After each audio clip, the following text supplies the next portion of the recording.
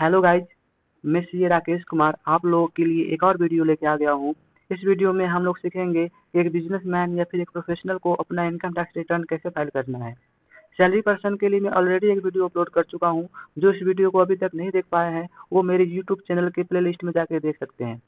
आज इस वीडियो में बात करेंगे कि एक बिजनेसमैन या फिर एक प्रोफेशनल को अपना ITR-4 कब फाइल करना है। फिर बात करेंगे कि ITR-4 किस किस को फाइल नहीं करना है। फिर बात करेंगे कि ITR-4 फाइल करने से पहले आपको क्या क्या तैयारी करनी है। फिर मैं आपको ITR-4 लाइव फाइल करके दिखाऊंगा, इसलिए आपको इस वीडियो के लास्ट तक बने रहना है, स्किप बिल्कुल भी नहीं करना है। तो आइए बात करते हैं कि एक बिजनेसमैन को या फिर एक प्रोफेशनल को ITR-4 कब फाइल करना है। अगर कोई बिजनेसमैन है और उनकी टर्नओवर अप टू 2 करोड़ है तो वो ITR-4 फाइल कर सकते हैं। अगर कोई प्रोफेशनल है और उनकी gross receipt up to 50 lakh है तो ITR-4 फाइल कर सकते हैं। जब ITR-4 फाइल करेंगे तो उनको प्रिजम्पटिव इनकम निकालना पड़ेगा। तो प्रिजम्पटिव इनकम कैसे निकालेंगे? तो अगर बिजनेसमैन है और उनकी कैश सेल्स हो रही है, सेल्स अगर कैश में हो रही है तो कैश सेल्स का कम से कम 8% प्रॉफिट आपको दिखाना पड़ेगा। अगर बैंक से सेल हो रही है तो कम से कम 6% बैंक सेल्स का आपको प्रॉफिट दिखाना पड़ेगा। आप 6% या फिर 8% से कम नहीं दिखा सकते हैं प्रॉफिट, आप मैक्सिमम दिखा सकते हैं, पर मिनिमम आपको 8% या 6% दिखाना ही पड़ेगा। अगर इससे कम दिखाते हैं तो आपको टैक्स ऑडिट कराना पड़ जाएगा। मैंने एक एग्जांपल लिया है कि अगर कैश टर्नओवर अगर 20 लाख रुपए की है तो प्रॉफिट आपको 20 लाख का 8% मिनिमम 1,60,000 आपको दिखाना पड़ जाएगा। अगर बैंक टर्नओवर है 10 लाख रुपए तो 10 लाख का 6% मिनिमम 60,000 रुपये आपको दिखाना पड़ जाएगा। इसके लिए आपको सेक्शन 44 AD ऑप्ट करना है। फिर अगर प्रोफेशनल है तो आपको प्रिजम्पटिव इनकम कितना दिखाना पड़ेगा? ग्रॉस रिसीट का कम से कम 50% आपको प्रॉफिट दिखाना पड़ेगा। जैसे कि मैंने एग्जांपल लिया है कि अगर ग्रॉस रिसीट अगर 30 लाख रुपए की है तो प्रॉफिट आपको 30 लाख का 50% यानी कि 15 लाख रुपया दिखाना पड़ेगा। आप प्रोफेशनल में कौन कौन आएंगे इसकी बात कर लेते हैं। तो प्रोफेशनल में डॉक्टर आ जाएंगे, इंजीनियर आ जाएंगे, आर्किटेक्चर आ जाएंगे, एडवोकेट आ जाएंगे, टेक्निकल कंसल्टेंट आ जाएंगे, फिल्म आर्टिस्ट आ जाएंगे, IT प्रोफेशनल आ जाते हैं। तो ये सब प्रोफेशनल में आ जाएंगे। अगर ये लोग ITR-4 फाइल करते हैं तो उनको कम से कम 50% का प्रॉफिट दिखाना पड़ेगा। तो अब आइए बात करते हैं कि किस किस को ITR-4 फाइल नहीं करना है या कौन कौन से पर्सन ITR-4 फाइल नहीं कर सकते हैं।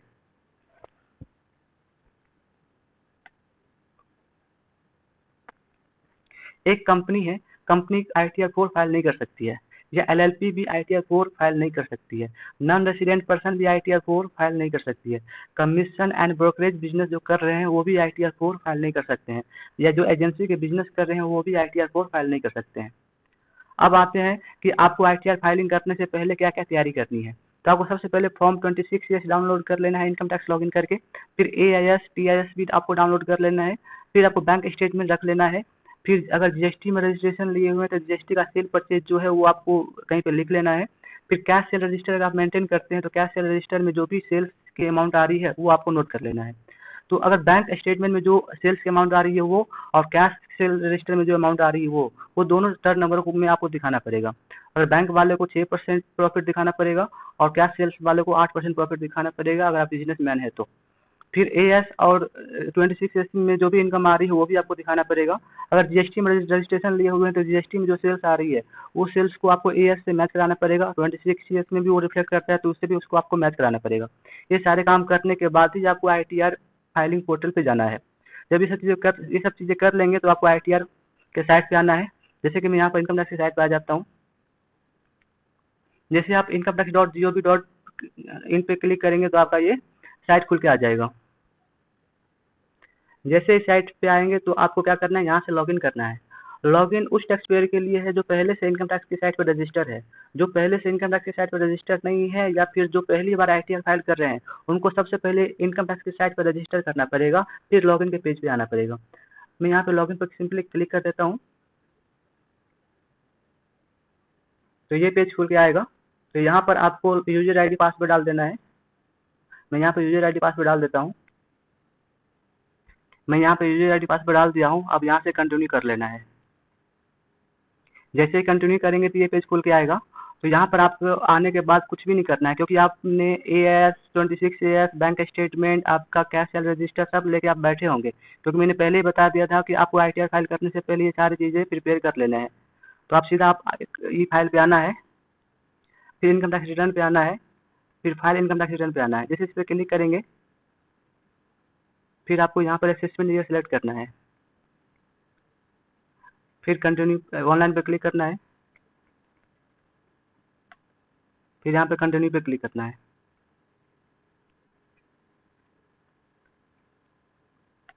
फिर यहाँ पे आपको स्टार्ट न्यू फाइलिंग करना है। फिर आपको यहाँ से इंडिविजुअल पे क्लिक करके यहाँ पे कंटिन्यू करना है।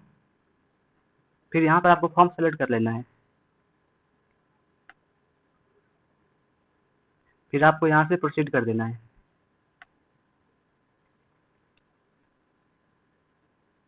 फिर यहाँ से आपको लेट गेट स्टार्टेड करना है। अब यहाँ पर रीजन पूछ रहा है कि आप ITR क्यों फाइल कर रहे हैं। तो अगर आपकी इनकम 2.5 लाख रुपये से ज़्यादा की है तो आपको सिंपली पहले वाले ऑप्शन पे क्लिक करना है, या 2.5 लाख रुपये से कम की है तो अदर पे क्लिक करना है, या फिर आप एक या एक से अधिक करेंट अकाउंट में 1 करोड़ रुपये से अधिक जमा कराते हैं तो आपको सिंपली यहाँ पे आके इस पर क्लिक करना है, या फिर आप पूरे साल में 2 लाख रुपये से ज़्यादा खर्चे करते हैं फॉरेन ट्रेवल पे तो आपको सिंपली यहाँ पर न करके यहाँ पे करना है क्लिक। अगर आप पूरे साल में 1 लाख रुपये से ज़्यादा इलेक्ट्रिसिटी एक्सपेंडिचर करते हैं तो यहाँ न करके यहाँ पे क्लिक करेंगे, या कोई अन्य रीजन है तो यहाँ पे क्लिक करेंगे। तो वो सेक्शन 139 सब सेक्शन 1 का 7 प्रोवाइजो कहता है कि अगर ये कंडीशन आप अगर फुलफिल करते हैं तो आपको यहाँ पर सिंपली क्लिक करना है। अगर ये सब कंडीशन फुलफिल नहीं करते हैं और आपकी इनकम 2.5 लाख रुपये से ज़्यादा की है तो आपको यहाँ पर क्लिक करना है। तो मेरे केस में 2.5 लाख रुपये से ज़्यादा की इनकम आ रही है तो मैं सिंपली पहला वाला ऑप्शन सेलेक्ट किया हूँ।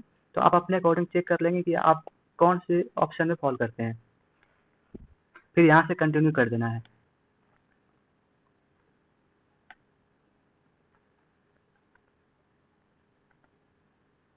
यहाँ पे कंटिन्यू करते ही आपका ये पेज खुल के आएगा।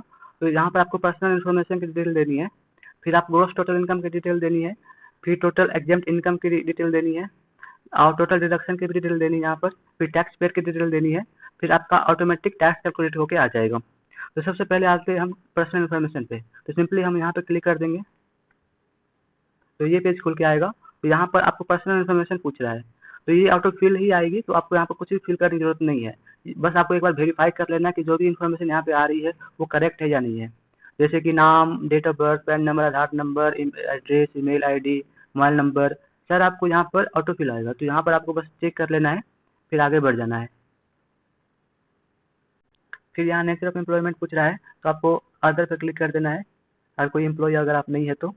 फिर आप फाइलिंग सेक्शन पे आएंगे तो फाइलिंग सेक्शन में 4 सेक्शन के यहाँ पे दिए गए हैं। तो आपको पहला सेक्शन ऑप्ट करना है, सेक्शन 139 सब सेक्शन 1 ऑन और बिफोर ड्यू डेट, यानी कि 31 जुलाई 2023 को या फिर उससे पहले अगर आप रिटर्न फाइल कर देते हैं तो हमेशा आप सेक्शन 139 सब सेक्शन 1 ऑप्ट करेंगे। फिर आगे आ जाना है।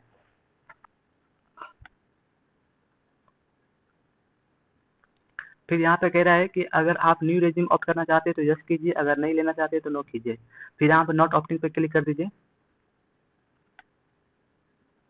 फिर यहाँ पे कह रहा है कि अगर आप रिप्रेजेंटेटिव एसएससी है तो आप यस कीजिए, अगर नहीं है तो नो कीजिए। ये डेट के केस में होता है तो यहाँ पर मैं नो कर देता हूँ क्योंकि मैं सेल्फ रिटर्न फाइल कर रहा हूँ, इसलिए यहाँ पे नो कर दिया। फिर आगे आ जाना है, आपको यहाँ पर बैंक ऐड कर लेना है।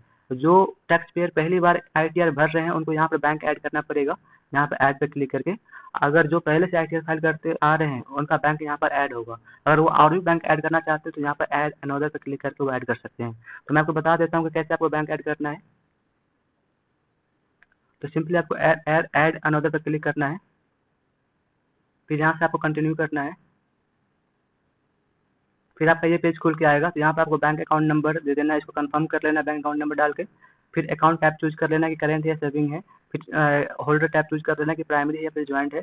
फिर IFSC कोड डाल देना है, फिर यहाँ से वैलिडेट कर देना है। जैसे वैलिडेट करोगे तो वहाँ पर बैंक अकाउंट ऐड होकर आ जाएगा। फिर ये बैंक अकाउंट यहाँ पे ऐड होकर आ जाएगा। फिर आपको रिफंड के लिए सेलेक्ट करना है कि किस अकाउंट में आप रिफंड लेना चाहते हैं। अगर आपके पास 2-3 अकाउंट है तो आप एक अकाउंट चूज कर लेंगे रिफंड के लिए, अगर आपके पास कोई रिफंड बन रहा है तो। जैसे यहाँ पे क्लिक करेंगे तो ये चूज हो जाएगा कि आप इस अकाउंट में रिफंड लेना चाहते हैं। फिर आपको सिंपली आगे आके इसको कंफर्म कर देना है। मेरा पर्सनल इन्फॉर्मेशन का डिटेल सारा फिल हो गया है। अब आते हैं ग्रॉस टोटल इनकम पे। फिर आप सिंपली इस पर हम क्लिक कर देंगे। क्लिक करते ही ये पेज खुल के आएगा। तो आपको क्या करना है, सारे क्वेश्चन को स्किप कर देना है। नीचे आके यहाँ पे स्किप पे सिंपली क्लिक करना है, इसको स्किप कर देना है। फिर आपके पास ये पेज खुल के आएगा। तो यहाँ पर आपको अगर सैलरी इनकम हो रही है तो यहाँ पर डिटेल डालनी है, अदरवाइज इसको आगे बढ़ जाना है। मेरे केस में कोई सैलरी इनकम नहीं हो रही है। अगर आपके केस में अगर सैलरी इनकम भी हो रही है, बिजनेस इनकम भी हो रही है, तो आपको यहाँ पर सैलरी इनकम एडिट करके डालना होगा। फिर कोई इनकम फ्रॉम हाउस प्रॉपर्टी है तो इनकी डिटेल यहाँ पर ऐड करके डालना होगा। अब यहाँ पर इनकम फ्रॉम बिजनेस और प्रोफेशन पे आना है। जैसे इस पर ऐड पे क्लिक करेंगे तो डिटेल खुल के आ जाएगी यहाँ पर। तो मैं यहाँ पर ऐड डिटेल पर क्लिक कर देता हूँ। जैसे ही ऐड डिटेल पर क्लिक करेंगे तो ये पेज खुल के आएगा। तो यहाँ पे आपको नाम डाल देना है, बिजनेस का जो भी नाम है। फिर यहाँ पे आपको कोड डाल देना, जो भी बिजनेस का कोड होगा। अपने अपने अकॉर्डिंग चेक कर लेंगे कि क्या कोड है बिजनेस का, वो डाल देना है यहाँ से। फिर सेव कर लेना है। फिर आप जब नीचे आएंगे तो यहाँ पे ग्रॉस टर्नओवर और ग्रॉस रिसीट पूछ रहा है। तो अगर आप बिजनेसमैन हैं तो ग्रॉस टर्नओवर जितना हुआ रहेगा बैंक के थ्रू, ये यहाँ पे डाल देना है एक्चुअल। तो मैं एज्यूम कर लेता हूँ कि मेरे केस में 50 लाख का टर्नओवर हुआ है बैंक के थ्रू, तो मैं यहाँ पे 50 लाख डाल देता हूँ। फिर कैश में जितना टर्नओवर आपके पास हुआ रहेगा वो टर्नओवर एक्चुअल आपको डालना है। तो मैं एज्यूम कर लेता हूँ कि मेरे पास 40 लाख रुपए की कैश सेल है। ये एज्यूमिंग फिगर है, आप अपना एक्चुअल फिगर डालेंगे। फिर यहाँ पर आपको 44 AD में प्रेजेंटिव इनकम बताना है।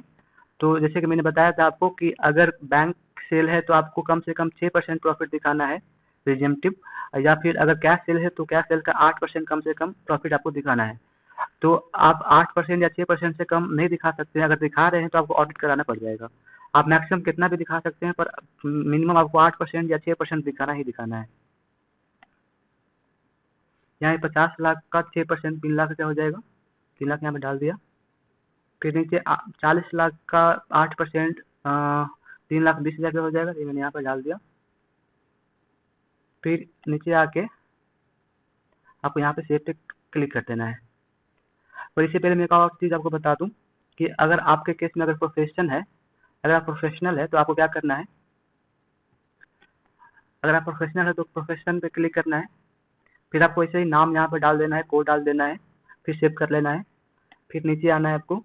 फिर ग्रॉस रिसीट जितना भी हुआ रहेगा या ग्रॉस रिसीट यहाँ पे डाल देना है। यहाँ पे प्रीमियम इनकम 50% माना जाता है, तो जितना भी ग्रॉस रिसीट आपको हुआ रहेगा उसका 50% आपको यहाँ पर टाइप करना है।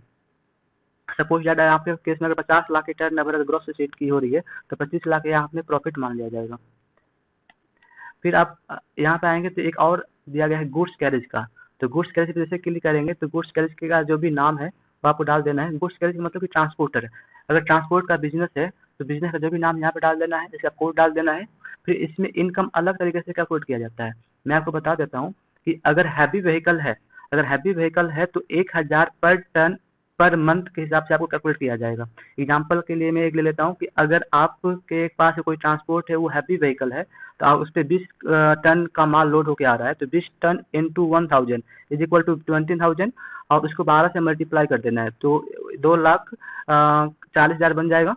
तो 2,40,000 का ये माना जाएगा। फिर अदर देन हैवी व्हीकल है, तो अदर देन हैवी व्हीकल के केस में 7,500 रुपये पर मंथ के हिसाब से लिया जाता है। तो 12 महीने का 7,500 के हिसाब से आपका 90,000 रुपये बन जाएगा। तो 90,000 रुपया वो और 2,40,000 रुपया वो, मतलब 3,30,000 रुपया आपका इनकम माना जाएगा प्रीमियम के बेसिस पे यहाँ पर। और अगर कोई पार्टनर को अगर सैलरी या फिर इंटरेस्ट पेड की है वो यहाँ पर मेंशन कर देना है, फिर वो लेस होकर यहाँ पर आपका नेट इनकम दिख जाएगा। तो ये है ट्रांसपोर्टर के केस में। अगर ट्रांसपोर्टर अपना इनकम टैक्स रिटर्न फाइल करना चाहते हैं तो इस तरह से वो इनकम टैक्स रिटर्न फाइल कर सकते हैं। फिर नीचे आके इसको सेव कर लेना है। तो मेरे केस में क्या है कि बिजनेस इनकम है, तो मैं सिंपली बिजनेस इनकम पे क्लिक कर दिया था। यहाँ पे सारी इन्फॉर्मेशन मैंने फीड कर दिया हूँ। तो आप सिंपली क्या करना है, यहाँ पर नीचे आके सेव कर लेना है। जैसे सेव पेज पे क्लिक करेंगे तो ये सारे पेज खुल के आएगा। तो आपको यहाँ पर चेक कर लेना है कि सारे इनकम सही सही आ रहे हैं या नहीं आ रहे हैं।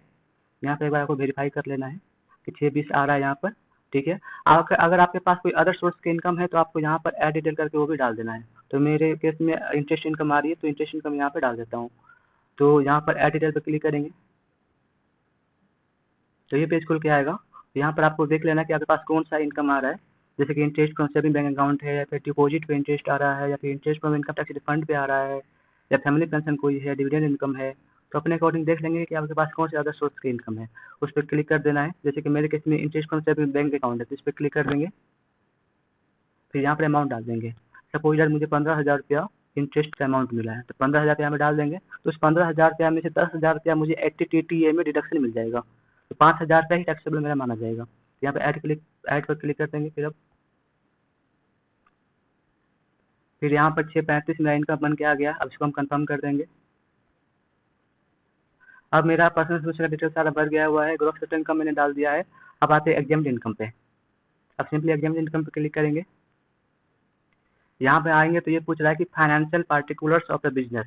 आप अगर बुक्स ऑफ अकाउंट इसमें से तो मेंटेन करना नहीं होता है, तो आपने अगर थोड़ा बहुत कुछ मेंटेन किया हुआ, जैसे कि आप कोई बिजनेस कर रहे हैं तो सेल मतलब क्रेडिटर्स कितना है, डेटर्स कितना है, बैंक कितना है, कैश कितना है, वो तो आप अगर वो चीज़ें मेंटेन करते हैं तो आपको सिंपल यहाँ पे ऐड डिटेल पे क्लिक करके वो डिटेल डाल देना है। वहाँ पे पूरी फाइनेंशियल आपको बैलेंस शीट नहीं बनाना है, बस आपके पास जो भी इन्फॉर्मेशन है डेटर्स के या फिर स्टॉक के या फिर कैश के या फिर बैंक के, वो आपको यहाँ पर डाल देना है। सिंपली आप ऐड डिटेल पर क्लिक करेंगे। जैसे क्लिक करेंगे तो ये पेज खुल के आएगा। तो यहाँ पर आपको क्या करना है, ये जो मैंडेटरी फील्ड है उसको आपको फिट कर देना है। जैसे कि सिंडिकेटर्स कितना है, अगर आपके केस में सिंडिकेटर्स है तो डाल देना है, अगर नहीं है तो जीरो डाल देना है। तो सपोज यार मेरे केस में 50,000 तक सिंडिकेटर्स है तो मैंने डाल दिया 50,000 सिंडिकेटर्स। फिर कोई इन्वेंट्री आपके केस में है तो डालना है, अगर नहीं है तो नहीं डालना है। तो मेरे केस में इन्वेंट्री जीरो है, मैंने जीरो डाल दिया। अगर कोई सेल डेटर्स है आपके केस में तो डाल देना है, अगर नहीं है तो जीरो डाल देना है। तो मेरे केस में 50,000 है, इसको भी मान लेता हूँ सेल डेटर्स में 50,000 रुपया है, डाल दिया। फिर आपके केस में अगर कोई बैलेंस विद बैंक है तो डाल देना है, नहीं है तो जीरो डाल देना है। अगर आपके केस में कोई कैश इन हैंड है तो डालना है, नहीं है तो जीरो डाल देना है।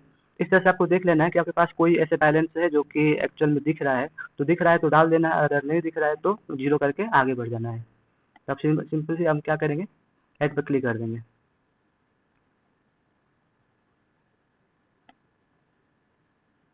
फिर यहाँ पे 50,000 दोनों बराबर हो गया। अब यहाँ पे पूछ रहा है कि information regarding turnover of gross receipt reported for GST. अगर आपने जीएसटी में रजिस्ट्रेशन किए हुए हैं तो जीएसटी का डिटेल यहाँ पे डालना पड़ेगा, जीएसटी नंबर और जीएसटी में जितनी टर्नओवर गई है पूरे साल में वो टर्नओवर का डिटेल यहाँ पर डालना है। तो सिंपली ऐड डिटेल पर क्लिक करेंगे हम। तो ये पेज खुल के आएगा। तो यहाँ पर आपको जीएसटी नंबर डाल देना है, जो भी जीएसटी नंबर आपने लिया हुआ है, और जीएसटी में जितना टर्न नंबर गया हुआ वो टर्न नंबर डाल देना है। वो तब करना है जब आपने जीएसटी नंबर लिए हुए हैं, अगर जीएसटी नंबर नहीं लिए हुए हैं तो इसकी डिटेल डालने की जरूरत नहीं है। अब आगे आपको एग्जाम्ड इनकम डालना है। अगर आपके पास कोई एग्जाम्ड इनकम है तो यहाँ पे सिंपली ऐड डिटेल पर क्लिक करके एग्जाम्ड इनकम डाल सकते हैं, अगर नहीं है तो सीधा कंफर्म यहाँ से कर सकते हैं। तो मेरे केस में कोई एग्जाम्ड इनकम नहीं है तो मैं यहाँ से कंफर्म कर देता हूँ। यहाँ पर मेरे पर्सनल इन्फॉर्मेशन का डिटेल कंफर्म हो गया है, ग्रॉस टोटल इनकम का डिटेल कंफर्म हो गया है, फिर डिस्क्लोजर एंड एग्जाम्ड इनकम का टैब कंफर्म हो गया है। अब आते हैं टोटल डिडक्शन पे। तो डिडक्शन क्या क्या चीज़ का आपको मिल जाएगा, अगर एलआईसी वगैरह लिए हुए हैं या फिर कोई प्रोविडेंट फंड में पैसा जमा करे हुए हैं तो आपको एटीसी में डिडक्शन मिल जाएगा, तो एटीसी का डिडक्शन आप ले सकते हैं। फिर अगर आपने मेडिकल इंश्योरेंस लिए हुए हैं तो मेडिकल इंश्योरेंस का डिडक्शन ले सकते हैं। फिर सेविंग बैंक इंटरेस्ट पे जो भी इंटरेस्ट मिल रहा है उसमें 10,000 का तक एटीटीए में डिडक्शन ले सकते हैं। तो ये सब अगर आपके पास डिडक्शन है तो आप यहाँ पर सिंपली टोटल डिडक्शन पे क्लिक कर लेना है। फिर आपसे क्वेश्चन पूछ रहा है, इस क्वेश्चन को आपको स्किप कर लेना है, यहाँ से स्किप कर देंगे क्वेश्चन को। तो ये पेज खुल के आएगा। तो अगर आपके पास एटीडी में कोई डिडक्शन है, अगर आपने मेडिकल इंश्योरेंस प्रीमियम ले रखे हैं तो आपको सिंपली एडिट पर क्लिक करना है। तो मैं यहाँ पे एडिट पर क्लिक कर देता हूँ। अब ये पेज खुल के आया है। तो यहाँ पे कह रहा है कि अगर आप सीनियर सिटीजन है तो यस कीजिए, अगर सीनियर सिटीजन नहीं है तो नो कीजिए। तो यहाँ पर मैं कर देता हूँ कि मैं सीनियर सिटीजन नहीं हूँ, तो नो पे क्लिक कर दिया। अगर तो यहाँ पर मैक्सिमम आप 25,000 का रिडक्शन ले सकते हैं अगर आप सीनियर सिटीजन नहीं है, और सीनियर सिटीजन है तो आप 50,000 का रिडक्शन मैक्सिमम ले सकते हैं। तो मैं नो किया हूँ, सीनियर सिटीजन नहीं हूँ, तो इसका मतलब है कि मैं 25,000 का रिडक्शन यहाँ पर ले सकता हूँ। तो मैं 25,000 यहाँ पे ले लिया डिडक्शन। अगर वो आपके पास जो भी एक्चुअल होगा वो एक्चुअल ही लेना है। मतलब आपके पास अगर मेडिकल इंश्योरेंस प्रीमियम नहीं है तो नहीं लेना है। मैं आपको एग्जांपल के तौर पे बता रहा हूँ कि मेरे पास 25,000 का इंश्योरेंस प्रीमियम है, इसलिए कि मैंने यहाँ पे डाला है। अगर मेरे पास नहीं होता तो यहाँ पर मैं जीरो डालता, यहाँ पर आता ही नहीं मैं। फिर इसके बाद आगे बढ़ जाना है, तो इसको यहाँ पे सेव कर लेना है। तो आप देख रहे होंगे यहाँ पर 25,000 का मतलब दिख रहा है। अब एटीटीए का डिडक्शन मिल जाएगा हमें 10,000 रुपये का, तो एटीटीए का डिडक्शन ले लेंगे। तो यहाँ पे अगर वो सेक्शन कहीं नहीं दिखे तो आपको क्या करना है, सी ऑल डिडक्शन पे क्लिक कर लेना है। जैसे सी ऑल डिडक्शन पे क्लिक करेंगे तो यहाँ पे जैसे एटीटीटी यहाँ पे दिख रहा है तो एटीटीए पे क्लिक कर देंगे, ऐड कर देंगे। तो ये पेज खुल के आएगा। तो यहाँ पर 10,000 मैक्सिमम आप डिडक्शन यहाँ पे ले सकते हैं एटीटीए का, तो 10,000 यहाँ पे हम ले लेंगे। तो यहाँ पे ऐड पे क्लिक कर देंगे।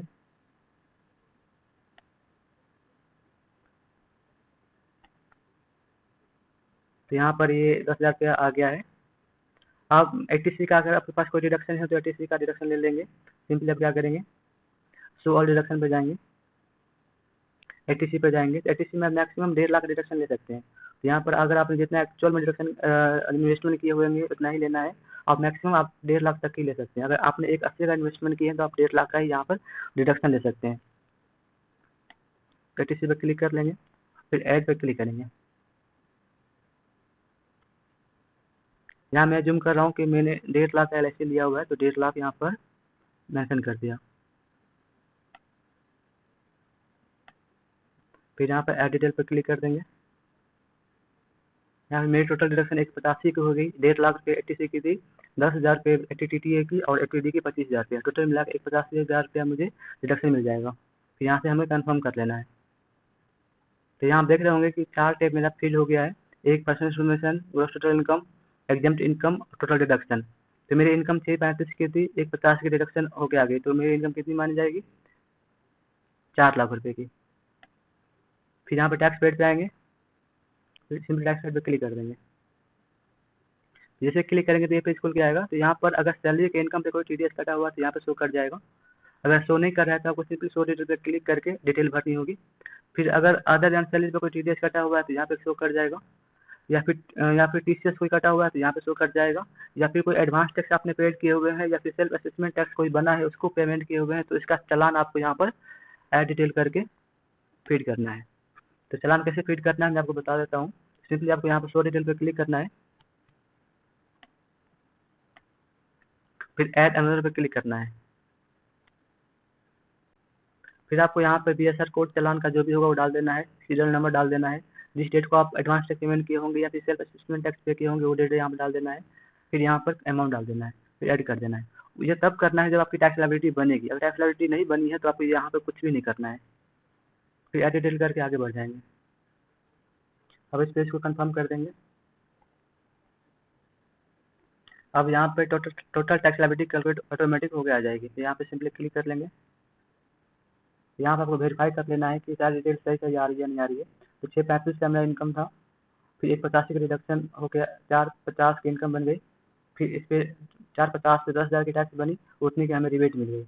आपको जैसे पता होगा कि 5 लाख रुपये तक पे जो भी टैक्स बनता है उतने की गवर्नमेंट रिबेट दे देती है। तो यहाँ पर मुझे 10,000 का टैक्स बना, तो यहाँ पर 10 लाख रिबेट मिल गई। तो हमारी लायबिलिटी जो बनी वो 0 रुपये की बनी। यहाँ पर आपको 0 सारा दिख जाएगा।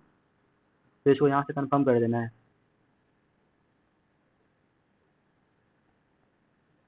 अब मैंने सारे टैब भर चुके हैं, तो अब क्या करना है, यहाँ से प्रोसीड कर देना है।